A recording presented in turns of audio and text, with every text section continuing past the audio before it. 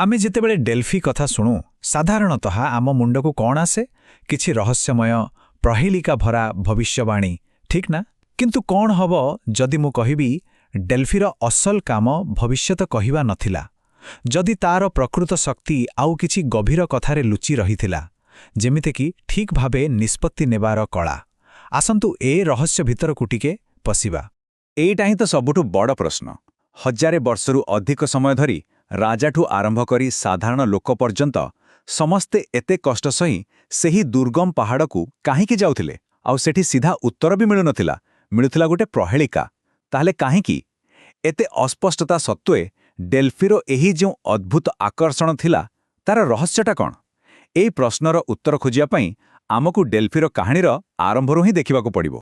ହଁ, ତ ଆମର ଏହି ଯାତ୍ରା ଆରମ୍ଭ ହେଉଛି ଡେଲ୍ଫିର ସେହି ମୂଳ ପୌରାଣିକ କାହାଣୀରୁ, ଯାହା ଏହାକୁ କେବଳ ଏକ ସାଧାରଣ ଜାଗା ନୁହେଁ ବରଂ ପୃଥିବୀର କେନ୍ଦ୍ର ବୋଲି ପରିଚୟ ଦେଇଥିଲା। କାହାଣୀଟା ବଡ଼ ମଜାଦାର। କୁହାଯାଏ ଦେବରାଜ ଜିଉସ୍ ଦୁନିଆର ଦୁଇଟି ଓଲଟା ଦିଗରୁ ଦୁଇଟି ଚିଲ ଛାଡ଼ିଥିଲେ, ଆଉ ଆଶ୍ଚର୍ଯ୍ୟର କଥା, ସେ ଦୁଇଟି ଯାକ ଠିକ୍ ଏଇ ଜାଗାରେ ଡେଲ୍ଫିରେ ଆସି ପହଞ୍ଚିଲେ। ବସ୍ ସେଇଦିନଠୁ ଜିଉସ୍ ଘୋଷଣା କଲେ ଯେ ଏହା ହିଁ ହେଉଛି ଓମ୍ଫାଲୋସ୍, ଅର୍ଥାତ୍ ପୃଥିବୀର ନାଭି ବା କେନ୍ଦ୍ରବିନ୍ଦୁ। ଭାବିଲେ ଏହି କାହାଣୀଟି ଗ୍ରୀକ୍ ଲୋକଙ୍କ ମନରେ କେତେ ଗଭୀର ପ୍ରଭାବ ପକାଇଥିବ। ଆଉ କେବଳ କାହାଣୀରେ କଥା ସରିନଥିଲା, ଏହି ବିଶ୍ୱାସକୁ ଆହୁରି ପକ୍କା କରିବା ପାଇଁ ମନ୍ଦିର ଭିତରେ ଗୋଟେ ଖାସ୍ ପଥର ବି ରଖାଯାଇଥିଲା। ଏଇଟାକୁ ହିଁ ଓମ୍ଫାଲୋସ୍ କୁହାଯାଉଥିଲା। ତୀର୍ଥଯାତ୍ରୀମାନେ ଯେତେବେଳେ ଏହାକୁ ଦେଖୁଥିଲେ, ସେମାନଙ୍କୁ ଲାଗୁଥିଲା ସତରେ ସେମାନେ ପୃଥିବୀର କେନ୍ଦ୍ରରେ ଠିଆ ହୋଇଛନ୍ତି। ଏହା ତାଙ୍କ ବିଶ୍ୱାସକୁ ଆହୁରି ମଜବୁତ କରିଦେଉଥିଲା। କିନ୍ତୁ କ'ଣ ସବୁକିଛି କେବଳ ପୌରାଣିକ କାହାଣୀ ଉପରେ ହିଁ ନିର୍ଭର କରୁଥିଲା? ନା, ଚାଲନ୍ତୁ ଏବେ କାହାଣୀରୁ ବାହାରି ଡେଲ୍ଫିର ଭୂଗୋଳ ଆଉ ବିଜ୍ଞାନକୁ ଟିକେ ଦେଖିବା। ଆଉ ଏଇଠି କଥାଟା ଆହୁରି ରୋମାଞ୍ଚକର ହୋଇଯାଉଛି।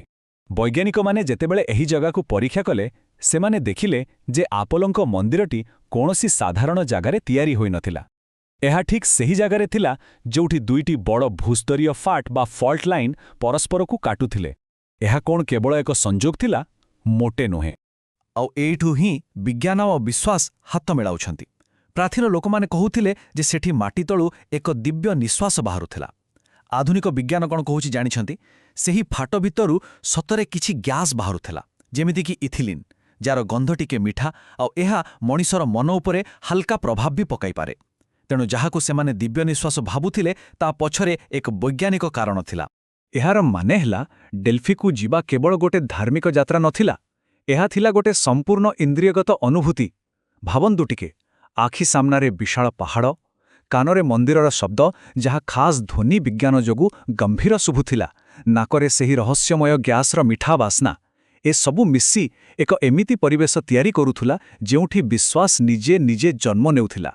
ବିଶ୍ୱାସ କେବଳ କାହାଣୀରେ ନଥିଲା, ସେହି ସ୍ଥାନର ଅନୁଭୂତିରେ ଥିଲା।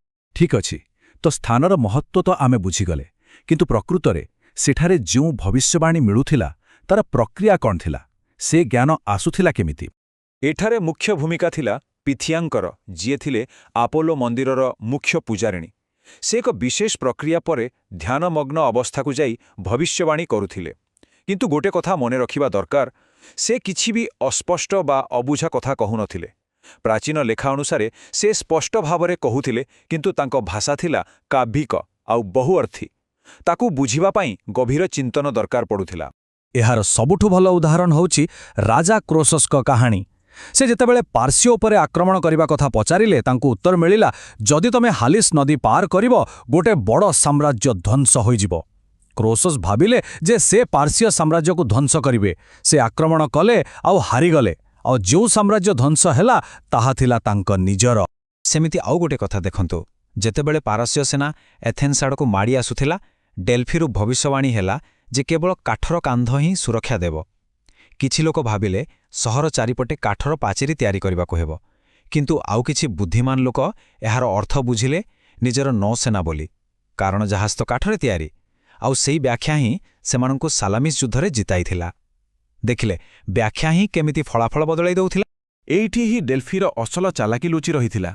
ତାର ଶକ୍ତି ଥିଲା ଏହି ଅସ୍ପଷ୍ଟତାରେ। ସେ କେବେ ବି ସିଧା ଉତ୍ତର ଦେଉନଥିଲା, ବରଂ ଏକ ସାଙ୍କେତିକ ବାକ୍ୟ ଦେଉଥିଲା। ଏହାର ଫାଇଦା କ'ଣ ଥିଲା?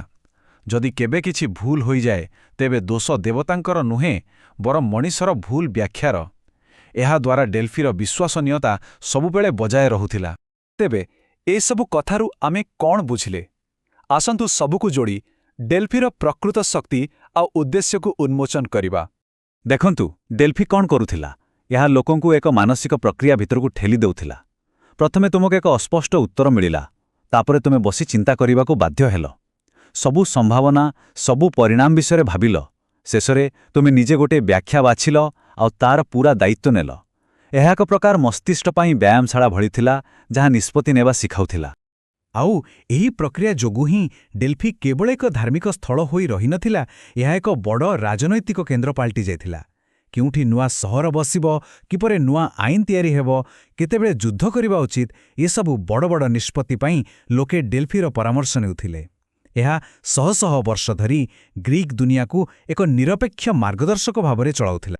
ତେଣୁ ସିଧା କଥା ହେଲା, ଡେଲ୍ଫିର କାମ ଭବିଷ୍ୟତ କହିବା ନଥିଲା। ଏହା ଏମିତି ଏକ ଫ୍ରେମୱାର୍କ ତିଆରି କରିଥିଲା ଯାହା ମଣିଷକୁ ଶିଖାଉଥିଲା କିପରି ଅନିଶ୍ଚିତତା ଭିତରେ ବଞ୍ଚିବାକୁ ହୁଏ ଆଉ ନିଜ ନିଷ୍ପତ୍ତିର ଦାୟିତ୍ୱ କିପରି ନେବାକୁ ହୁଏ। ଶେଷରେ ଏହି କଥାଟିକୁ ମନେ ରଖିବା ଜରୁରୀ।